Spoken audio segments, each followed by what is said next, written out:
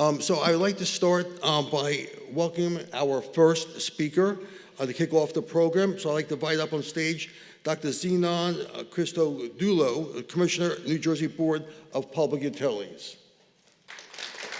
There you go.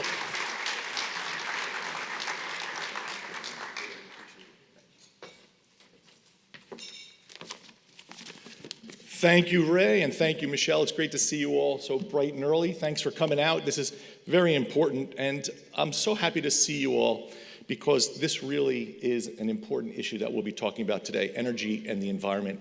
And the New Jersey Business and Industry Association has done an amazing job. The critical work that they do, being able to bridge government and business and industry in the state of New Jersey, is really the lifeblood of our communities and our society. So thank you so much for pulling it all together.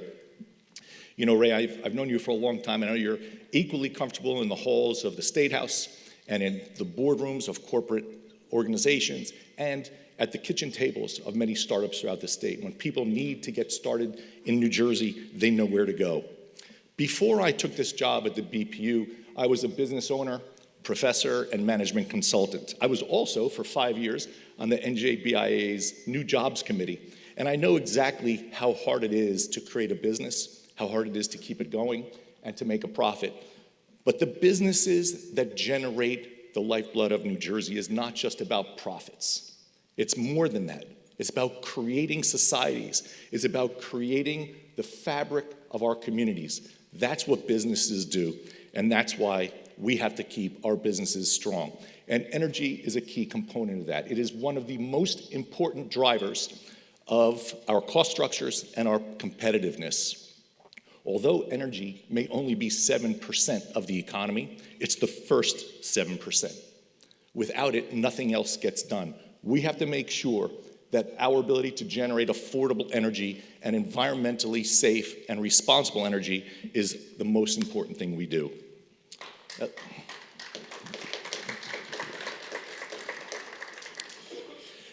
So, the importance of energy and power historically cannot be overlooked.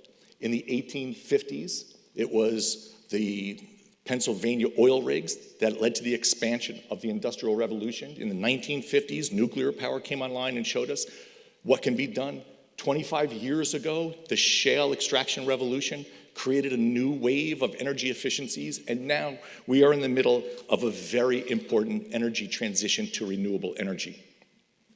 Recently, as we all know, energy has made its way from the economics books, unfortunately, to the social media feeds and campaign trails, and not for good reasons. People are concerned with the looming energy crisis, and rightly so. Not just concerned to contain costs and to stabilize their businesses, but also for the larger implications of global climate change.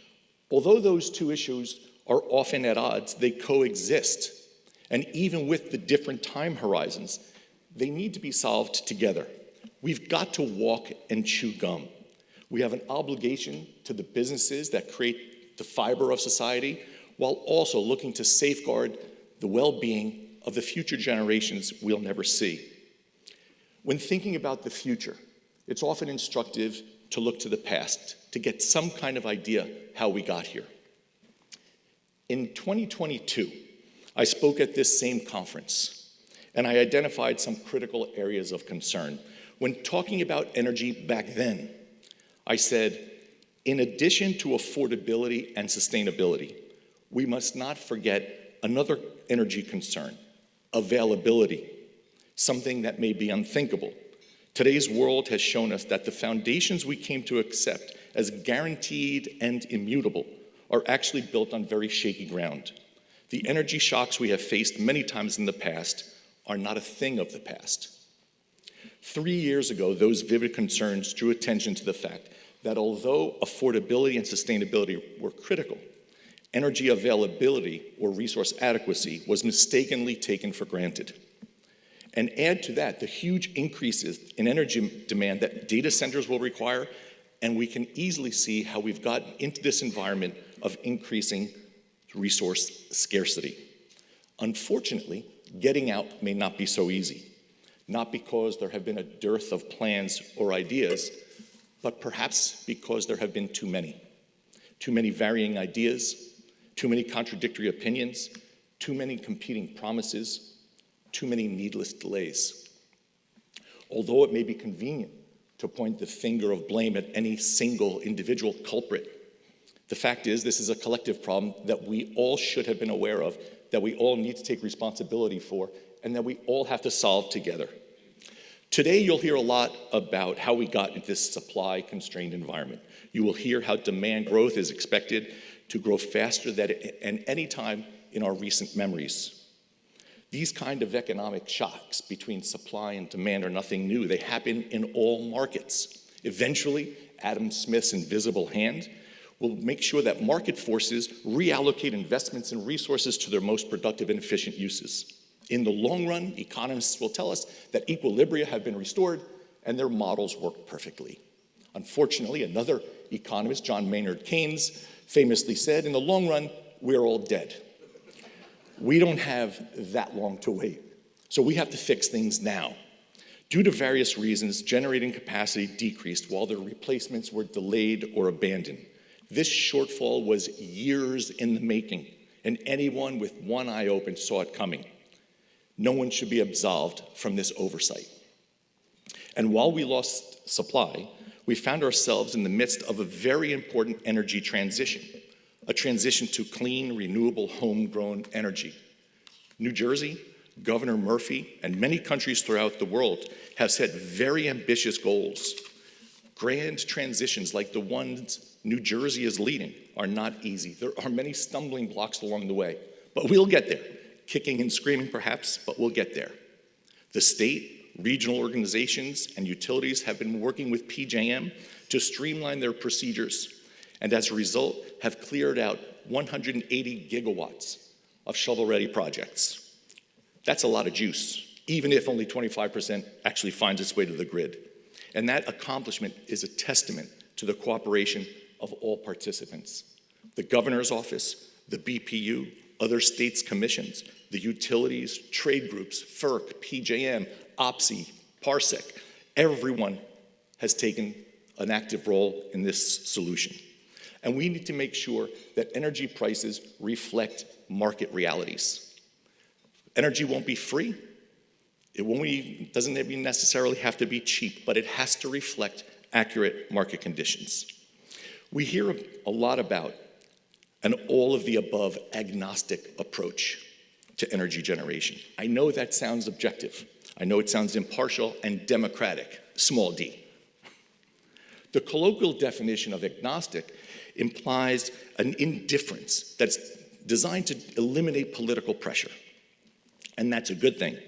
But I interpret agnostic with more of an etymological Greek origin, which conveys a sense of ignorance and lack of knowledge. We need to take some educated guesses here. We need to find a best of the above approach, not an all of the above approach. And while we're at it, maybe we could look at some below the surface approaches too, like geothermal and hydrogen, whether it's geologic, pink, green, pick a color, and get started. The demand side of this equation is equally nuanced. For a few decades, US GDP growth was in many ways decoupled from aggregate energy consumption. We happily grew our economy and didn't have to worry about increasing energy generation. There are many reasons for this. Energy efficiency measures were great. We also made lots of profit based on high-speed global transactions. And of course, offshoring our industries didn't require us to make money while not having to increase energy. Things have changed. Today, we are reshoring our industries, we're electrifying our buildings, charging our cars, and digitizing everything we do. Every picture, every video has to go into the cloud, and it's very expensive to fly into the clouds every time you want a Yelp review, giggle at a cute cat video, or show off your new beach house. On top of that, there's a huge energy demand increase coming from data centers and the unavoidable AI revolution. The vast majority of energy demands coming up in the future will be based in data centers. And they will account, as they do already, for the vast increase in energy prices. I have very strong opinions on AI and the revolution that will take us all by storm, but we don't have enough time to talk about that. What I'd like to share are just some considerations I have about AI and data centers. One is the legitimacy of data centers' energy requirements, both at the individual site level within any particular state and the industry in aggregate. Also, the massive increase in energy and computational efficiencies from next-generation chips may alter the energy requirements dramatically. Also, no one's really figured out, in my mind, the true economic impact and employment potential that data centers will produce. And also, I'm very concerned with the hyperscalers' business strategy. It's a first-to-market, winner-take-all strategy. There will be only maybe one or two players left in this game. And those two duopolists will do anything possible to guarantee the next century of market superiority. The one who laughs first in this AI game laughs best. And even if we burden hyperscalers with having to bring their own energy, the costs are nothing to them. They are price insensitive. They will do whatever it takes.